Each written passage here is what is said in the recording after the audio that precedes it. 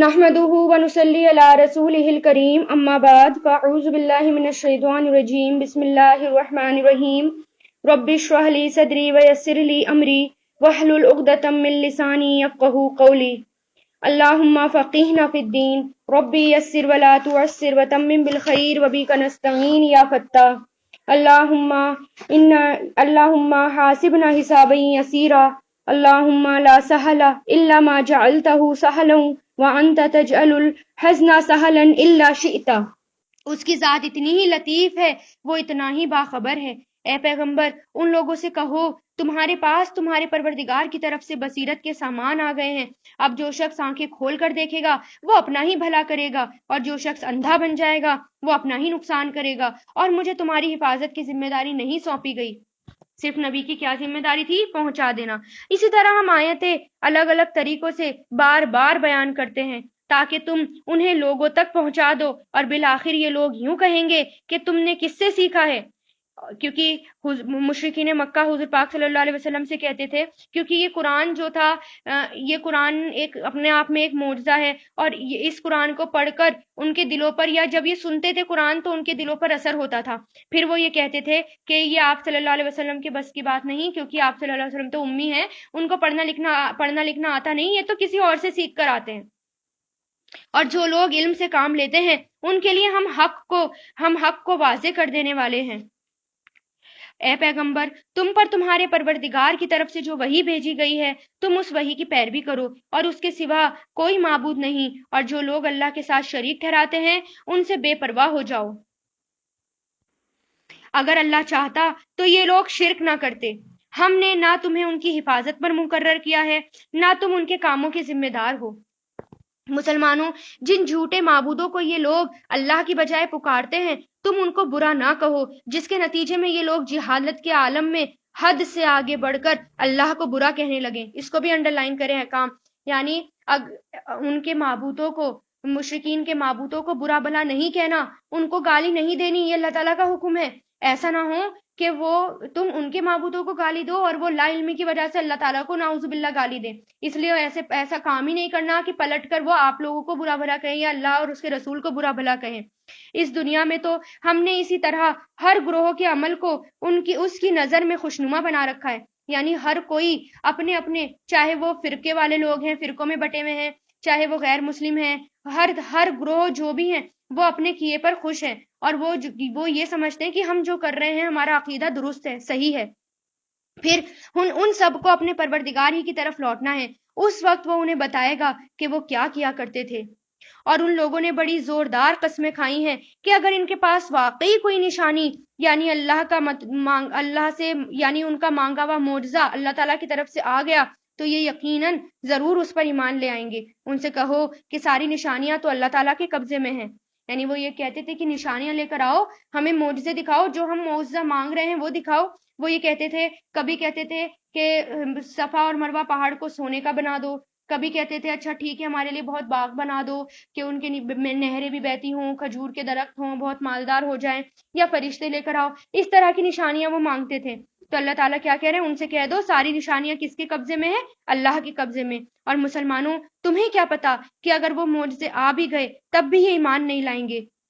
جس طرح یہ لوگ پہلی بار قرآن جیسے معجزے پر ایمان نہیں لائے، ہم بھی ان کی ضد کی پاداش میں ان کے دلوں اور نگاہوں کے رخ کو پھیر دیتے ہیں، یعنی ان کے ضد کی وجہ سے ہم ان کے نگاہوں کو اور دلوں کو پھیر دیتے ہیں اور ان کو اس حالت میں چھوڑ دیتے ہیں کہ وہ اپنی سرکشی میں بھٹکتے پھریں۔ اور اگر بالفرض ہم ان کے پاس فرشتے بھیج دیتے اور مردے ان سے باتیں کرنے لگتے اور ان کی مانگی ہوئی ہر چیز ہم کھلی آنکھوں سے ان کے سامنے لا کر رکھ بھی دیتے، تب بھی یہ ایمان لانے والے نہیں تھے۔ الایہ یہ کہ اللہ ہی چاہتا کہ انہیں زبردستی ایمان پر مجبور کر دے تو بات دوسری تھی، مگر وہ ایمان لانے والے نہیں تھے۔ لیکن ان میں سے اکثر لوگ جہالت کی باتیں کرتے ہیں، اور جس طرح یہ لوگ ہمارے نبی سے دشمنی کر رہے ہیں اسی طرح ہم نے ہر پچھلے نبی کے لیے کوئی نہ کوئی دشمن پیدا کر دیا تھا، یعنی انسانوں اور جناتوں میں سے شیطان قسم کے لوگ جو دھوکہ دینے کے خاطر ایک دوسرے کو بڑی چکنی چپڑی باتیں سکھاتے رہتے تھے۔ یعنی جس طرح آپ صلی اللہ علیہ وسلم کے دشمن تھے یا مسلمانوں کے دشمن ہیں، تو اسی طرح پہلے جتنے بھی نبی تھے ان کے بھی دشمن تھے، اور ان کی قوم کے بھی جو نیک لوگ تھے ان کے بھی دشمن تھے. یہ سب کیوں؟ آزمائش کے لیے. اور اگر اللہ چاہتا تو وہ ایسا نہ کر سکتے. لہٰذا ان کو اپنی افطرا بردازیوں میں پڑا رہنے دو، یعنی جو وہ باتیں کر رہے ہیں، گڑھ رہے ہیں، ان کو اسی باتوں میں پڑا رہنے دو. اور وہ انبیاء کے دشمن چکنی چپڑی باتیں اس لیے بناتے تھے تاکہ جو لوگ آخرت پر ایمان نہیں رکھتے ان کے دل ان کی باتوں کی طرف خوب مائل ہو جائیں اور وہ ان میں مگن ہو جائیں، اور یہ ساری حرکتیں جو کر رہے ہیں وہ کرنے والے تھے. یعنی کس لیے؟ تاکہ لوگ ان کی طرف جھکے، نہ کہ رسولوں کی طرف. اے پیغمبر ان سے کہو کیا میں اللہ کو چھوڑ کر کسی اور کو فصیل بنا لوں، یعنی فیصلہ کسی اور کے پاس لے جاؤں، حالانکہ اسی نے تمہاری طرف یہ کتاب نازل کر کے بھیجی ہے جس میں سارے معاملات کی تفصیل موجود ہے. اور جن لوگوں کو ہم نے پہلی کتاب دی تھی وہ یقین سے جانتے ہیں کہ یہ تمہارے پروردگار کی طرف سے حق لے کر نازل ہوئی تھی، لہٰذا تم شک کرنے والوں میں ہرگز بھی شامل نہ ہونا. اور تمہارے رب کا کلام سچا اور انصاف والا ہے، اور اس کی باتوں کو کوئی بدلنے والا نہیں، یعنی دنیا کی کوئی طاقت نہیں جو اللہ تعالیٰ کی باتوں کو بدل دے. وہ ہر بات سننے والا، ہر بات جاننے والا ہے. اور اگر تم زمین میں بسنے والوں کی اکثریت کے پیچھے چلو گے تو وہ تمہیں اللہ کے راستے سے گمراہ کر ڈالیں گے. یعنی اگر زمین کے ماننے والوں، یعنی جو زمین پر لوگ ہیں، اگر ان کی خواہشات کے پیچھے چلیں گے تو وہ دین کے راستے سے ہٹا دیں گے اور اپنے راستے پر لے آئیں گے. وہ تو وہم اور گمان کے سوا کسی چیز کے پیچھے نہیں چلتے، اور ان کا کام اس کے سوا کچھ نہیں کہ خیالی اندازے لگاتے رہیں. یقین رکھو کہ تمہارا رب خوب جانتا ہے کہ کون اپنے راستے سے بھٹک رہا ہے، اور وہی ان لوگوں کو خوب جانتا ہے جو سیدھے راستے پر ہے. چنانچہ ہر اس حلال جانور میں سے کھاؤ جس پر اللہ کا نام لیا گیا ہو، اگر واقعی اس کی آیتوں پر تم ایمان رکھتے ہو. یہ بھی احکام ہے. اور تمہارے لیے کون سی رکاوٹ ہے جس کے بنا پر تم اس جانور میں سے نہ کھاؤ جس پر اللہ کا نام لے لیا گیا ہو، حالانکہ اس نے وہ چیزیں تمہیں تفصیل سے بتا دی جو اس نے تمہارے لیے عام حالات میں حرام کر دی ہیں. البتہ جن کو کھانے پر تم بالکل مجبور ہی ہو جاؤ تو ان حرام چیزوں میں سے ضرورت کے مطابق کھا سکتے ہو. یعنی اگر مجبور ہو جائیں، مرنے کی حالت میں تک پہنچ جائیں اور کچھ کھانے کو نہ ہو تو صرف اپنی جان بچانے کے لیے تھوڑا بہت کھا سکتے ہیں.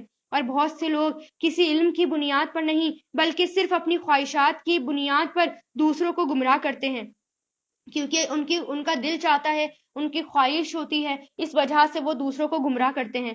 بلا شبہ تمہارا رب حد سے گزرنے والوں کو خوب جانتا ہے. اور تم ظاہری اور باطنی دونوں قسم کے گناہ کو چھوڑ دو. ظاہری اور باطنی دونوں قسم کے گناہ کو چھوڑ دو. ظاہری گناہ وہ ہیں جو انسان اپنے باڈی پارٹس جو دکھتے ہیں ان سے کرتا ہے، مثلا جھوٹ بولنا، غیبت، دھوکہ، رشوت، شراب نوشی، زنا وغیرہ. اور چھپے ہوئے باطنی گناہ وہ ہیں جن کا تعلق دل سے ہے، جیسے حسد، ریاکاری، تکبر، بغض، یہ سب. تو اللہ تعالیٰ کیا کہہ رہے ہیں کہ باطنی اور ظاہری اور باطنی دونوں گناہ چھوڑ دو. یہ یقینی بات ہے کہ جو لوگ گناہ کماتے ہیں انہیں ان تمام جرم کے جلد ہی سزا ملے گی جن کا وہ ارتکاب کیا کرتے تھے. اور جس جانور پر اللہ تعالیٰ کا نام نہ لیا گیا ہو اس میں سے مت کھاؤ، اور ایسا کرنا سخت گناہ ہے. مسلمانوں، شیاطین اپنے دوستوں کو ورگلاتے رہتے ہیں تاکہ وہ تم سے بحث کریں، اور اگر تم نے ان کی بات مان لی تو یقیناً تم مشرک ہو جاؤ گے. ذرا بتاؤ کہ جو شخص مردہ ہو پھر ہم نے اسے زندگی دی ہو، اس کو ایک روشنی مہیا کر دی ہو جس کے سہارے وہ لوگوں کے درمیان چلتا پھرتا ہو، کیا وہ اس شخص کی طرح ہو سکتا ہے جس کا حال یہ ہو کہ وہ اندھیروں میں کھڑا ہوا ہے اور جن سے کبھی نکل نہیں پائے گا؟ اور اس طرح کافروں کو یہ سجھا دیا گیا ہے کہ وہ جو کچھ یہ کرتے ہیں وہ بڑا خوشنما کام ہے.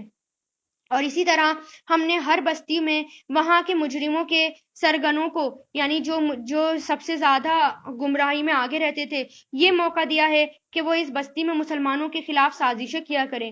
اور وہ جو یہ سازشیں کرتے ہیں در حقیقت وہ کسی اور کے نہیں بلکہ خود انہی کے اپنے خلاف پڑتی ہے، جبکہ ان کو اس کا احساس بھی نہیں ہوتا. اور جب ان اہل مکہ کے پاس قرآن کی کوئی آیت آتی ہے تو وہ یہ کہتے ہیں کہ ہم اس وقت تک ہرگز بھی ایمان نہیں لائیں گے جب تک کہ ہم اس چیز کو یہ چیز ہمیں خود نہ دے دی جائے، یعنی اس جیسی چیز وہی ہمیں خود نہ دے دی جائے جیسی اللہ کے پیغمبروں کو دی گئی تھی. ہٹ دھرمی کی وجہ سے وہ ایسا کہتے تھے، حالانکہ اللہ ہی بہتر جانتا ہے کہ وہ اپنی پیغمبری کے لیے کس کو چنتا ہے، یعنی اپنی پیغمبری کس کو دیتا ہے۔ جن لوگوں نے اس قسم کی مجرمانہ باتیں کی ہیں ان کو اپنی مکاریوں کے بدلے میں اللہ کے پاس جا کر ذلت اور سخت عذاب کا سامنا کرنا ہوگا۔ غرض جس شخص کو اللہ ہدایت تک پہنچانے کا ارادہ کر لے اس کا سینہ اسلام کے لیے کھول دیتا ہے، اور جس کو اس کی ضد کی وجہ سے گمراہ کرنے کا ارادہ کر لے تو اس کے سینوں کو تنگ کر دیتا ہے، اور اتنا زیادہ تنگ کر دیتا ہے کہ اسے ایمان لانا ایسا مشکل ہوتا ہے جیسے اسے زبردستی آسمان پر چڑھنا پڑ رہا ہو۔ اسی طرح اللہ کفر کی گندگی ان لوگوں پر مسلط کرتا ہے جو ایمان نہیں لاتے، یعنی کفر کی گندگی کس لوگوں پر ڈالتا ہے اللہ؟ جو ایمان نہیں لاتے۔ اور یہ اسلام تمہارے پروردگار کا بتایا ہوا سیدھا سیدھا راستہ ہے۔ جو لوگ نصیحت قبول کرتے ہیں ان کے لیے ہم نے اس راستے کی نشانیاں کھول کھول کر بیان کر دیں۔ ان کے پروردگار کے پاس سکھ چین کا گھر ایسے ہی لوگوں کے لیے ہے جو وہ عمل کرتے ہیں جن کی وجہ سے وہ خود ان کا رکھوالا ہے، یعنی اگر ہم نیک عمل کرتے ہیں، متقی بنتے ہیں تو اللہ تعالیٰ خود ہمارا رکھوالا بن جاتا ہے۔ اور اس دن کا دھیان رکھو جس دن اللہ ان سب کو گھیر کر اکٹھا کرے گا اور شیاطین جنات سے کہے گا کہ اے جنات کے گروہ، تم نے انسانوں کو بہت بڑھ چڑھ کر گمراہ کیا، اور انسانوں میں سے جو ان کے دوست ہوں گے وہ کہیں گے اے ہمارے پروردگار، ہم ایک دوسرے سے خوب مزے لیتے رہے اور اب اپنی اس مقرر مدت کو پہنچ چکے جو آپ نے ہمارے لیے مقرر کی تھی۔ یعنی اللہ تعالیٰ شیطانوں سے بھی پوچھے گا کہ تم نے انسانوں کو خوب گمراہ کیا تھا۔ اللہ کہے گا اب آگ تم سب کا ٹھکانہ ہے جس میں تم ہمیشہ رہو گے، الہ یہ کہ اللہ کچھ اور چاہے۔ یقین رکھو کہ تمہارے پروردگار کی حکمت بھی کامل ہے اور علم بھی، یعنی اللہ تعالیٰ زبردست علم والا ہے۔ اور اسی طرح ہم ظالموں کو ان کے کمائے ہوئے اعمال کی وجہ سے ایک دوسرے پر مسلط کر دیتے ہیں۔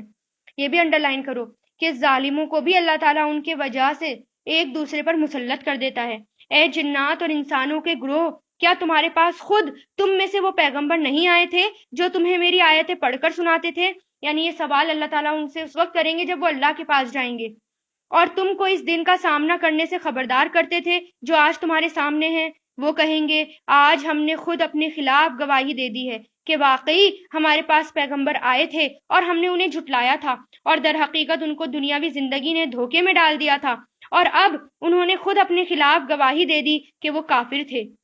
یہ پیغمبر بھیجنے کا سارا سلسلہ اس لیے تھا کہ تمہارا پروردگار کو یہ گوارا نہیں کہ وہ بستیوں کو کسی زیادتی کی وجہ سے اس حالت میں ہلاک کر دے کہ اس کے لوگ بے خبر ہوں۔ یعنی اللہ تعالیٰ کسی کو اس وجہ سے تب تک ہلاک نہیں کرتا جب تک اس بستی کے پاس پیغمبر نہ بھیج دے یا دائی نہ بھیج دے۔ اور ہر قسم کے لوگوں کو مختلف درجات ان اعمال کے حساب سے ملتے ہیں جو انہوں نے کیے ہوتے ہیں، اور جو اعمال بھی وہ کرتے ہیں تمہارا پروردگار ان سے غافل نہیں، اور تمہارا پروردگار ایسا بے نیاز ہے جو رحمت والا ہے۔ اگر وہ چاہے تو تم سب کو دنیا سے اٹھا لے اور تمہارے بعد کسی اور قوم کو تمہاری جگہ لے آئے جسے اس نے تم کو کچھ اور لوگوں کی نسلوں سے پیدا کیا تھا۔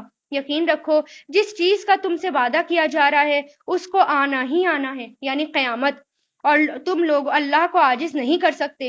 اے پیغمبر ان لوگوں سے کہو کہ اے میری قوم، تم اپنی جگہ اپنے طریقوں کے مطابق عمل کرو اور میں اپنے طریقے کے مطابق عمل کر رہا ہوں۔ پھر جلد ہی تمہیں معلوم ہو جائے گا کہ اس دنیا کا انجام کس کے حق میں نکلنا ہے۔ یہ حقیقت اپنی جگہ ہے کہ ظالم لوگ فلاح نہیں پاتے، یعنی ظالم لوگوں کو کبھی کامیابی نہیں ملے گی، وہ فلاح نہیں پاتے۔ اور اللہ نے جو کھیتیاں اور چوپائے پیدا کیے ہیں ان لوگوں نے ان میں سے اللہ کا بس ایک حصہ مقرر کیا، چنانچہ خود یوں کہتے ہیں کہ یہ حصہ تو اللہ کا ہے، اور یہ ہمارے ان معبودوں کا ہے جن کو ہم خدائی میں اللہ کا شریک مانتے ہیں۔ پھر جو حصہ ان کے شریکوں کا ہوتا ہے وہ تو کبھی اللہ کے پاس پہنچتا ہی نہیں، اور جو حصہ اللہ کا ہوتا ہے وہ ان کے گھڑے ہوئے معبودوں تک پہنچ جاتا ہے۔ ایسی بری بری باتیں ہیں جو انہوں نے طے کر رکھی ہوتی ہیں۔ یعنی مشرکین مکہ جب بھی فصلوں میں سے یا سال کے آخر میں سے کچھ نکالنا ہوتا تھا، اپنی کمائی میں سے کچھ حصہ نکالنا ہوتا تھا تو وہ نکالا کرتے تھے، ایک حصہ اپنے شریکوں کا نکالا کرتے تھے، ایک حصہ اللہ تعالیٰ کا نکالا کرتے تھے۔ اور جو ان کے شریکوں کا حصہ ہوتا تھا یعنی وہ مویشیوں کے دودھ یا گوشت وغیرہ میں سے سب میں سے حصہ نکالتے تھے، اور وہ مہمانوں میں اور غریبوں میں تقسیم کر دیتے تھے جو کہ اللہ تعالیٰ کا حصہ ہوتا تھا۔ یعنی جو اللہ کا حصہ ہوتا تھا وہ مہمانوں میں اور غریبوں میں تقسیم کر دیتے تھے، اور جو ان کے مویشیوں کا حصہ ہوتا تھا، جو وہ بت خانے کے نگران ہوتے تھے، پنڈت لوگ ہوتے تھے، وہ کھا جاتے تھے سارا۔ لیکن کبھی کبھار کیا ہوتا تھا کہ وہ اللہ تعالیٰ کے حصے میں سے بھی نکال کر کس کو دے دیتے تھے؟ بت خانے میں چڑھا دیتے تھے۔ تو اللہ تعالیٰ کہہ رہے ہیں کہ جو اللہ تعالیٰ کا ہوتا تھا وہ بھی وہ خود لے لیتے تھے حصہ، تو وہ کتنی بری تقسیم کر رہے ہیں۔ اور اسی طرح بہت سے مشرکین کو ان کے شریکوں نے یہ سجھا رکھا ہے کہ وہ اپنی اولاد کو قتل کرنا بڑا اچھا کام ہے، تاکہ وہ ان مشرکین کو بالکل تباہ کر ڈالیں اور ان کے لیے ان کے دین کے معاملے میں مغالطہ پیدا کر دیں۔ یعنی مشرکین مکہ اپنی اولاد کو قتل کر دیتے تھے، اپنی بیٹیوں کو قتل کر دیتے تھے۔ ان کو لگتا تھا کہ بیٹیاں جو ہیں وہ اللہ تعالیٰ کی، ہمیں بیٹیاں نہیں رکھنی، اور وہ بیٹیاں رکھنا بہت برا سمجھتے تھے، اور اگر اللہ چاہتا تو وہ ایسا نہ کر سکتے، لہٰذا ان کو اپنی گھڑی ہوئی باتوں میں پڑا رہنے دو۔ اور یوں کہتے ہیں کہ ان چوپایوں اور کھیتیوں پر پابندی لگی ہوئی ہے۔ ان کا گمان یہ ہے کہ ان کو سوائے ان لوگوں کے کوئی نہیں کھا سکتا جنہیں ہم کھلانا چاہیں، یعنی جن کو کھلانا چاہتے تھے بس وہی کھاتے تھے، ان کے علاوہ اور کوئی نہیں کھاتا تھا۔ اور کچھ چوپائے ایسے ہیں جن کی پشت حرام کر دی گئی ہے، اور کچھ چوپائے وہ ہیں جن کے بارے میں یہ اللہ پر یہ بہتان باندھتے ہیں کہ ان پر اللہ کا نام نہیں لیتے۔ تو ان کی گڑی ہوئی باتوں میں یہ لوگ پڑے رہیں، اللہ انہیں جلد ہی اس کا پورا پورا بدلہ دے گا۔ یعنی اپنے اکارڈنگ وہ تقسیم کرتے تھے کہ اپنے اکارڈنگ کہ یہ حلال ہے اور یہ حرام ہے، اپنی مرضی سے کرتے تھے، جبکہ اللہ تعالیٰ نے نہیں کیا ہوتا تھا۔ اور حلال اور حرام کرنے کا حق صرف اللہ تعالیٰ کا ہے، اللہ تعالیٰ کے علاوہ کوئی نہیں ہے کہ جو کوئی چیز حلال یا حرام کر دے۔ اللہ وہ ہے جس نے باغات پیدا کیے، جن میں سے کچھ بیلدار ہیں جو سہاروں سے اوپر چڑھائے جاتے ہیں، اور کچھ سہاروں کے بغیر بلند ہوتے ہیں، اور نخلستان اور کھیتیاں جن کے ذائقے الگ الگ ہیں، اور زیتون اور انار جو ایک دوسرے سے ملتے جلتے بھی ہیں۔ نیز وہ یہ کہتے ہیں ان خاص چوپایوں کے پیٹ میں جو بچے ہیں وہ صرف ہمارے مردوں کے لیے مخصوص ہیں۔ یعنی انہوں نے خود حلال اور حرام بنا رکھا تھا۔ جو چوپایا جو پریگننٹ ہوتی تھی، ان کے اندر جو بچہ ہوتا تھا، وہ کیا کہتے تھے کہ وہ صرف ہمارے مردوں کے لیے ہیں اور ہماری عورتوں کے لیے وہ حرام ہے۔ اگر وہ بچہ مردہ پیدا ہوتا تھا تو اس سے فائدہ اٹھانے میں سب شریک ہو جاتے تھے۔ یعنی اگر مردہ بچہ ہے تو پھر میل بھی کھا سکتا ہے اور فیمیل بھی، لیکن اگر بچہ زندہ ہے تو صرف وہ میل ہی کھائے گا۔ جو باتیں یہ لوگ بنا رہے ہیں اللہ ان کا پورا پورا بدلہ لے گا۔ یقیناً وہ حکمت کا بھی مالک ہے اور علم کا بھی۔ حقیقت یہ ہے کہ یہ وہ لوگ بڑے خسارے میں ہیں جنہوں نے اپنی اولاد کو کسی علمی وجہ کے بغیر محض حماقت سے قتل کر دیا۔ یعنی کوئی علم ان کے پاس نہیں تھا، بلکہ حماقت کی وجہ سے، جاہل پنے کی وجہ سے انہوں نے ان کو قتل کر دیا، اور اللہ نے جو رزق ان کو دے رکھا تھا اسے اللہ پر بہتان باندھ کر حرام کر دیا۔ وہ بہت بری طرح گمراہ ہو گئے اور وہ کبھی ہدایت پر نہیں آئیں گے۔ یعنی اپنے آپ ہی وہ تقسیم کیا کرتے تھے، اپنے آپ ہی وہ حلال حرام کیا کرتے تھے اور اولادوں کو قتل کیا کرتے تھے۔ اللہ وہ ہے جس نے باغات پیدا کیے جن میں سے کچھ بیلدار ہیں جو سہاروں سے اوپر چڑھائے جاتے ہیں، اور کچھ سہاروں کے بغیر بلند ہوتے ہیں، اور نخلستان اور کھیتیاں جن کے ذائقے الگ الگ ہیں، اور زیتون اور انار، اور ایک دوسرے سے جو ملتے جلتے بھی ہیں اور ایک دوسرے سے الگ بھی ہیں۔ جب یہ درخت پھل دیں تو ان کے پھلوں کو کھانے میں استعمال کرو، اور جب ان کی کٹائی کا دن آئے تو اللہ کا حق ادا کرو۔ یعنی کٹائی کا دن آئے اللہ کا حق ادا کرو، یعنی اس میں سے زکوٰۃ نکالو، اور فضول خرچی نہ کرو۔ یاد رکھو وہ فضول خرچ کرنے والے لوگوں کو پسند نہیں کرتا، یہ احکام ہے۔ اور جو چوپایوں میں سے اللہ نے وہ جانور پیدا کیے ہیں جو بوجھ اٹھاتے ہیں، اور کچھ جانور ایسے بھی ہیں جو زمین سے لگے ہوئے ہوتے ہیں۔ اس نے جو رزق تمہیں دیا ہے اس میں سے کھاؤ، اور شیطان کے نقش قدم پر مت چلو۔ یقین رکھو کہ وہ تمہارے لیے ایک کھلا دشمن ہے۔ یعنی اللہ تعالیٰ کہہ رہے ہیں کہ اللہ تعالیٰ نے انسانوں کے اوپر اتنا رحم کیا، اتنی نعمت ان انسانوں کو دی کہ کچھ چوپائے اللہ تعالیٰ نے اس لیے بنایا تاکہ وہ انسانوں کا بوجھ اٹھا کر ادھر سے ادھر چلیں، جیسے گدھے ہو گئے، کھچر وغیرہ ہو گئے، گھوڑا، اور اسی طرح کچھ چوپائے ایسے ہیں جو زمین سے لگے ہوئے ہیں، رینگنے والے۔ مویشیوں کے کل 8 جوڑے اللہ نے پیدا کیے، دو نر اور مادہ بھیڑوں کی نسل سے اور 2 بکریوں کی نسل سے۔ ذرا ان سے پوچھو کیا دونوں نروں کو اللہ نے حرام کیا ہے یا دونوں ماداؤں کو، یا ہر اس بچے کو جو دونوں نسلوں کی مادہ کے پیٹ میں موجود ہیں؟ اگر تم سچے ہو تو کسی علم کی بنیاد پر مجھے جواب دو۔ کیونکہ اللہ تعالیٰ ان سے سوال کر رہے ہیں کہ اللہ تعالیٰ نے ان سب میں سے کیا حرام کیا ہے مجھے بتاؤ۔ اور اسی طرح اونٹوں کی بھی 2 قسمیں ہیں، نر اور مادہ اللہ نے پیدا کی، اور گائیں کی بھی 2، اور ان سے کہو کیا دونوں نروں کو اللہ نے حرام کیا ہے یا دونوں ماداؤں کو، یا ہر اس بچے کو جو دونوں نسلوں کی مادہ کے پیٹ میں موجود ہیں؟ کیا تم اس وقت خود حاضر تھے جب اللہ نے تمہیں اس کا حکم دیا تھا؟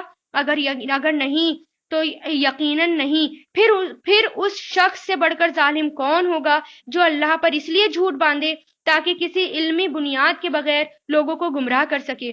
یعنی اگر ایسا نہیں ہے، اللہ تعالیٰ نے حرام نہیں کیا، تو پھر تم اپنی مرضی سے اگر حرام کر رہے ہو تو تم سے بڑا ظالم اور کوئی نہیں۔ حقیقت یہ ہے کہ اللہ ظالم لوگوں کو ہدایت نہیں دیتا۔ اے پیغمبر ان سے کہو جو وحی مجھ پر نازل کی گئی ہے اس میں تو میں کوئی ایسی چیز نہیں پاتا جس کا کھانا کسی کھانے والے کے لیے حرام ہو، علاوہ یہ کہ وہ مردار ہو یا بہتا ہوا خون ہو یا سور کا گوشت ہو، کیونکہ وہ ناپاک ہے، یا جو ایسا گناہ کا جانور ہو جس پر اللہ کے سوا کسی اور کا نام پکارا گیا ہو۔ ہاں، جو شخص ان چیزوں میں سے کسی کے کھانے پر بہت مجبور ہو جائے، جبکہ وہ نہ تو لذت حاصل کرنا چاہتا ہے اور نہ ضرورت کی حد سے آگے بڑھنا چاہتا، تو بے شک اللہ بہت بخشنے والا بڑا مہربان ہے۔ اور یہودیوں پر تو ہم نے ہر ناخون والے جانور کو حرام کر دیا، یعنی جس جانور کے ناخن ہوتے تھے یہودیوں پر اللہ تعالیٰ نے وہ حرام کر دیے تھے، اور گائیں اور بکری کے اجزاء میں سے ان کی چربیاں ہم نے حرام کر دی تھیں، اور البتہ جو چربی ان کی پیٹھ پر یا آنتوں پر لگی ہوں اور جو کسی ہڈی سے ملی ہوئی ہو وہ الگ تھی، اور ہم نے ان کو ان کی سرکشی کی سزا دی تھی، اور وہ پورا یقین رکھو کہ ہم سچے ہیں۔ یعنی اللہ تعالیٰ نے یہ چیزیں ان پر کیوں حرام کی تھی؟ کیونکہ وہ اپنے اوپر سختیاں کرتے تھے، اس لیے اللہ تعالیٰ نے اس سختیوں کی ان کو سزا دی تھی کہ اچھا ٹھیک ہے، اب میں ہی تم پر یہ چیزیں حرام کر رہا ہوں۔ اب ان کو یہ چیزیں کھانی نہیں تھی۔ پھر بھی اگر یہ کافر تمہیں جھٹلائیں تو کہہ دو تمہارا پروردگار بڑی وسیع رحمت کا مالک ہے، اور اس کے عذاب کو مجرموں سے ٹلایا نہیں جا سکتا۔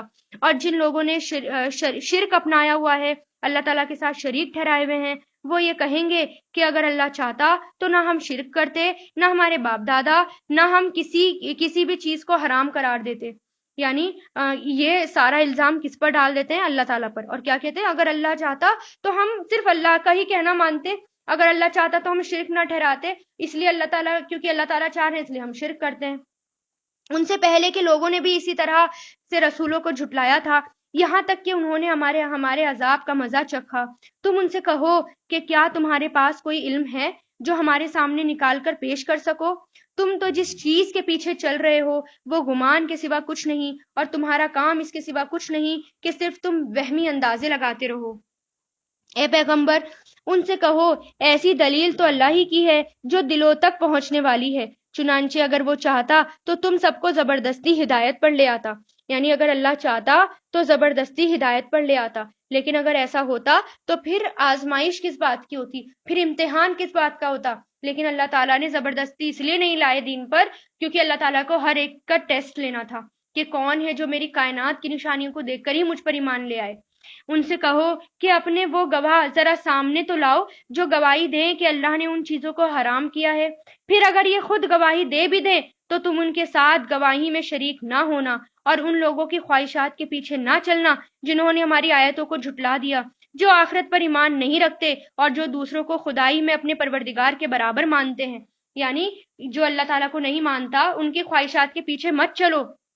ان سے کہو آؤ میں تمہیں پڑھ کر سناؤں کہ تمہارے پروردگار نے حقیقت میں تم پر کون سی باتیں حرام کی، اور وہ یہ ہیں کہ اس کے ساتھ کسی کو شریک نہ ٹھہرانا، اور ماں باپ کے ساتھ اچھا سلوک کرنا، اور غریب اور غربت کی وجہ سے اپنے بچوں کو قتل نہ کرنا۔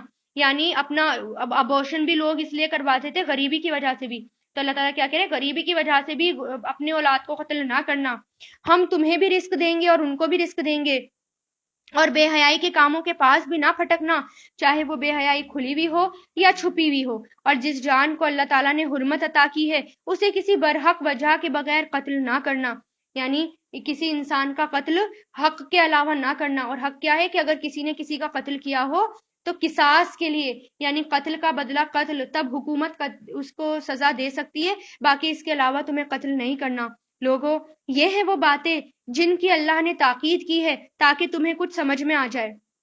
ایسے طریقوں سے جو اس کے حق میں بہتر ہو، اور ناپ تول پورا پورا کیا کرو۔ البتہ اللہ کسی بھی شخص کو اس کی طاقت سے زیادہ تکلیف نہیں دیتا، اور جب کوئی بات کہو تو انصاف سے کام لو، چاہے معاملہ اپنے ہی قریبی رشتہ دار کا ہو، اور اللہ کے عہد کو پورا کرو۔ لوگوں، یہ باتیں ہیں جن کی اللہ نے تاکید کی ہے تاکہ تم نصیحت قبول کرو۔ یہ بھی احکام ہے، یعنی یہ بات یاد رکھیں، اگر کوئی تکلیف آ رہی ہے تو کتنی تکلیف آئے گی؟ جتنی جھیلنے کی ہمارے اندر طاقت ہے، اس سے زیادہ اللہ تعالیٰ ہمارے اوپر تکلیف نہیں لائیں گے۔ اور اے پیغمبر، ان سے یہ بھی کہو، یہ میرا سیدھا سیدھا راستہ ہے، لہٰذا اس کے پیچھے چلو اور دوسرے راستوں کے پیچھے نہ چلو، ورنہ وہ تمہیں اللہ کے راستے سے الگ کر دیں گے۔ لوگوں، یہ باتیں ہیں جن کی اللہ نے تاکید کی ہے تاکہ تم متقی بن جاؤ۔ پھر ہم نے موسیٰ علیہ السلام کو کتاب عطا کی تھی، جس کا مقصد یہ تھا کہ نیک لوگوں پر اللہ کی نعمت پوری ہو جائے اور ہر چیز کی تفصیل بیان ہو جائے، اور وہ لوگوں کے لیے رہنمائی اور رحمت کا سبب بنے، تاکہ وہ آخرت میں اپنے پروردگار سے جا ملنے پر ایمان لائیں۔ کتاب کیوں آتی ہے؟ تمام نبیوں پر کتابیں کیوں آئیں؟ تاکہ ہمیں اس بات کا یقین ہو جائے کہ مرنے کے بعد اللہ تعالیٰ کے سامنے جانا ہے، اور اسی کی تیاری میں اپنی پوری زندگی نکال دیں۔ زندگی تو ہے ہی امتحان، تو اس میں ہمیں تیاری کرنی ہے۔ کس چیز کی تیاری؟ کہ میں اللہ تعالیٰ کے سامنے جاؤں گی تو میں کس حالت میں اللہ تعالیٰ سے ملوں گی، میرے پاس کیا ہے کہ میں اللہ تعالیٰ کو دے سکوں، یا میرے پاس کیا ہے جس کے بدلے میں جنت لے سکوں۔ تو ہمیں وہ کام کرنے ہیں کہ ہمیں اللہ تعالیٰ بخش دے اور ہمیں جنت مل جائے۔ پھر ہم نے اور اسی طرح یہ برکت والی کتاب ہے جو ہم نے نازل کی ہے، لہٰذا اس کی پیروی کرو اور تقویٰ کرو تاکہ تم پر رحمت ہو۔ یہ کتاب ہم نے اس لیے نازل کی ہے کہ کبھی تم یہ نہ کہنے لگو کہ کتاب تو ہم سے پہلے دو گروہ یعنی یہودی اور عیسائیوں پر نازل کی گئی تھی، اور جو کچھ وہ پڑھتے پڑھاتے تھے ہم تو اس سے بالکل ہی بے خبر تھے۔ یا یہ کہو کہ اگر ہم لوگوں پر کتاب نازل ہو جاتی تو ہم ان یہودی اور عیسائیوں سے بھی زیادہ ہدایت والے ہوتے۔ لو، پھر تو ہمارے پاس تمہارے پروردگار کی طرف سے ایک روشن دلیل آ گئی اور ہدایت اور رحمت کا سامان آ گیا۔ اللہ تعالیٰ کہہ رہے ہیں، اللہ تعالیٰ نے مشرکین مکہ کو یہ کتاب کیوں دی؟ تاکہ قیامت کے دن اللہ تعالیٰ کے پاس جا کر وہ یہ نہ کہہ سکیں کہ اگر ان لوگوں کے پاس تو یہودی اور عیسائیوں کے پاس تو اللہ تعالیٰ نے ایک کتاب دی ہے، اگر ہمارے پاس بھی اللہ تعالیٰ کی کتاب ہوتی تو ہم ان سے کہیں زیادہ ہدایت والے ہوتے۔ اس لیے اللہ تعالیٰ نے نبی بھیجے، آپ صلی اللہ علیہ وسلم کو بھیجا، اس لیے اللہ تعالیٰ نے ان کو قرآن دیا۔ اب اس سے بڑھ کر ظالم کون ہوگا جو اللہ کی آیتوں کو جھٹلائے اور ان سے منہ موڑے، اور جو لوگ ہماری آیتوں سے منہ موڑ رہے ہیں ان کو ہم بہت برا عذاب دیں گے، کیونکہ وہ برابر منہ موڑنے والے ہیں۔ یہ ایمان لانے کے لیے اس کے سوا کس بات کا انتظار کر رہے ہیں کہ ان کے پاس فرشتے آئیں، یا تمہارا پروردگار خود آ جائے، یا تمہارے پروردگار کی کچھ نشانیاں آ جائیں؟ حالانکہ جس دن تمہارے پروردگار کی کوئی نشانی آ گئی اس دن کسی ایسے شخص کا ایمان اس کے لیے کارآمد نہیں ہوگا جو پہلے ایمان نہ لایا ہو، یا جس نے اپنے ایمان کے ساتھ کسی نیک عمل کی کمائی نہ کی ہو۔ یہاں مراد قیامت کی طرف اشارہ ہے کہ جب اللہ تعالیٰ جب انسان کے پاس قیامت کی طرف بھی اشارہ ہے، اور موت کے وقت بھی جب غیب کی باتیں نظر آنے لگتی ہیں، چھپی ہوئی باتیں نظر آنے لگتی ہیں، تو اس وقت ایمان لانے کا کوئی فائدہ نہیں ہوتا۔ یا جب قیامت آ جائے گی اور جب سب کچھ وہ اپنی آنکھوں سے دیکھ لیں گے اس وقت بھی ایمان لائیں گے، تب بھی ایمان لانے کا کوئی فائدہ نہیں، کیونکہ ایمان لانے کا فائدہ تب ہوتا ہے جب بن دیکھے اللہ پر ایمان لایا جائے۔ یا موت کے وقت جب فرشتے نظر آنے لگتے ہیں، موت کے وقت شیطان، شیاطین اور فرشتے ہر کوئی نظر آنے لگتا ہے، اس وقت بھی انسان چاہتا ہے کہ وہ ایمان لے کر آئے، تب بھی اس کے ایمان لانے کا کوئی فائدہ نہیں ہوتا۔ لہٰذا ان لوگوں سے کہہ دو کہ اچھا انتظار کرو، اور ہم بھی انتظار کر رہے ہیں۔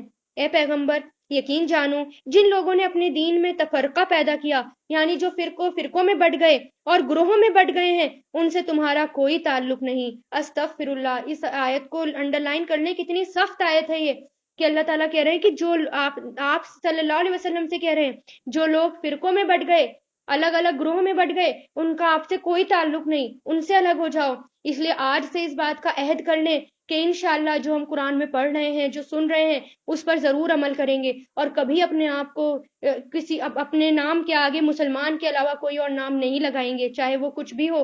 ہمیں صرف اور صرف اپنے آپ کو مسلمان کہنا ہے۔ ایسا نہ ہو کہ رسول ہم سے اپنا تعلق توڑ دے۔ ان کا معاملہ تو اللہ کے حوالے ہے، پھر وہ انہیں بتائے گا کہ وہ کیا کچھ کرتے رہے۔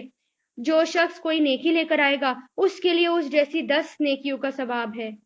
الحمدللہ، یعنی کوئی اگر ایک نیکی کرے گا اللہ کو خوش کرنے کے لیے، اللہ اس کے بدلے 10 گنا زیادہ ثواب اس کو دیں گے، اور جو شخص کوئی بدی لے کر آئے گا تو اس کو صرف اس ایک بدی کی سزا دی جائے گی، یعنی اس کی پکڑ صرف اس ایک گناہ پر ایک ہی بار پکڑ ہوگی، اور ان پر کوئی ظلم نہیں ہوگا۔ اے پیغمبر کہہ دو میرے پروردگار نے مجھے ایک سیدھے سیدھے راستے پر لگا دیا ہے جو کجی سے پاک دین ہے، یعنی ٹیڑھے پن سے پاک دین ہے، ابراہیم علیہ السلام کا دین، جنہوں نے پوری طرح یکسو ہو کر اپنا رخ صرف اللہ کی طرف کیا ہوا تھا، وہ شرک کرنے والوں میں سے نہیں تھے۔ کہہ دو بے شک میری نماز، میری عبادت، میرا جینا، میرا مرنا سب کچھ اللہ کے لیے ہے، وہ تمام جہانوں کا پروردگار ہے۔ ہمیں بھی اپنی زندگی میں یہ اپلائی کرنا ہے کہ میرا جینا، میرا مرنا، میری عبادت، میری نماز صرف اور صرف کس کے لیے؟ اللہ کے لیے۔ چاہے تو اس کو لکھ کر رکھ لو اپنے پاس، تاکہ صبح شام اس آیت پر نظر پڑتی رہے کہ صرف میری نماز، میری عبادت، میرا جینا، میرا مرنا سب اللہ کے لیے، اس کا کوئی شریک نہیں۔ اس بات کا مجھے حکم دیا گیا ہے اور میں اس کے آگے سب سے پہلے سر جھکا دینے والا ہوں۔ کہہ دو کیا میں اللہ کے سوا کوئی اور پروردگار تلاش کروں، حالانکہ وہ ہر چیز کا مالک ہے، اور جو شخص کوئی کمائی کرتا ہے اس کا نفع نقصان کسی اور پر نہیں، خود اسی پر پڑتا ہے۔ یعنی اگر ہم نے کوئی کمائی کی، چاہے اچھی کمائی کی یا بری کمائی کی، اس کا انجام کیا ہوگا؟ ہمارے ہی اوپر آ کر پڑے گا، چاہے اچھا تو جنت، برا ہے تو پھر جہنم۔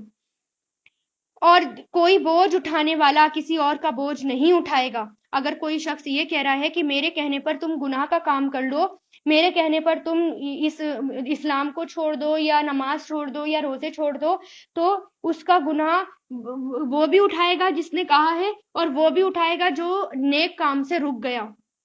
یعنی ہر کوئی اپنے اپنے کیے کا بوجھ ضرور اٹھائے گا۔ پھر تمہارے پروردگار ہی کی طرف تم سب کو لوٹنا ہے، اس وقت وہ تمہیں وہ ساری باتیں بتائے گا جس میں تم اختلاف کیا کرتے تھے، اور وہ وہی ہے جس نے تمہیں زمین میں ایک دوسرے کا جانشین بنایا اور تم میں سے کچھ لوگوں کو دوسروں سے درجات میں بلندی عطا کی، تاکہ اس نے تمہیں جو نعمتیں دی ہیں ان میں تمہیں آزمائے۔ یعنی اللہ تعالیٰ ایک دوسرے سے درجوں میں بلندی کیوں دیتے ہیں؟ تاکہ جو نعمتیں اللہ تعالیٰ دے رہے ہیں اس میں آزمائیں۔ یعنی اللہ تعالیٰ کسی کو زیادہ نعمت دیتے ہیں، اس کو بھی اللہ تعالیٰ آزماتے ہیں، اور کسی کو کم نعمت دیتے ہیں اس کو بھی آزماتے ہیں، کسی کو مالدار بناتے ہیں، کسی کو غریب بناتے ہیں، کسی کو بیمار بنا دیتے ہیں۔ ہر ایک کی آزمائش اپنی الگ الگ ہوتی ہے۔ یہ حقیقت ہے کہ تمہارا رب جلد سزا دینے والا ہے، اور یہ بھی حقیقت ہے کہ وہ بہت بخشنے والا ہے اور بڑا مہربان ہے۔ کیونکہ کفار کبھی کبھی مسلمانوں سے یہ کہتے تھے کہ تم ہمارے مذہب کو اپنا لو، اگر کوئی عذاب ہوا تو تمہارے حصے کا عذاب ہم اپنے سر لے لیں گے، اور آگے بھی وہ یہی بات کہہ رہے ہیں۔ تو اس پر اللہ تعالیٰ نے کہا کہ نہیں، ہر کسی کو اپنا بوجھ اٹھانا ہوگا، کوئی کسی دوسرے کا بوجھ نہیں اٹھائے گا، جس نے کوئی گناہ کیا ہوگا وہ بھی اپنا بوجھ اٹھائے گا۔ الحمدللہ، آپ کی سورہ انعام پوری ہوئی۔ وآخر الدعوانا ان الحمدللہ رب العالمین۔ سبحانک اللہم و بحمدک ونشہد ان لا الہ الا انت نستغفرک ونتوب الیک۔